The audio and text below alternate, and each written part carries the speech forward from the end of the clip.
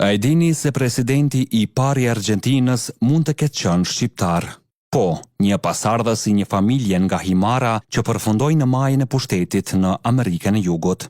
Bartolomeu Mitre lindi në Buenos Aires në vitin 1821. U bë ushtarak, shkrimtar, gazetar dhe presidenti I parë I Republikës Demokratike të Argjentinës, duke udhëhequr vendin nga viti 1862 deri më 1868. Por sipas historianit shqiptar Arben Lalla, origjina e tij nuk ishte greke, siç thuhet në shumë libra, por shqiptare nga Himara.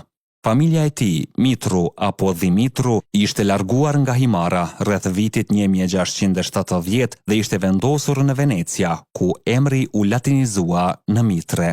Më vonë Bartolomeu themeloi gazetën La Nacion, që edhe sot udhëhiqet nga pasardhësit e tij dhe konsiderohet një nga figurat që bashkoi Argjentinën moderne. Një shqiptar që nga brigjet e Jonit arriti deri në majën e kontinentit amerikan. Kjo është një histori që duhet treguar. Na shkruani në komente.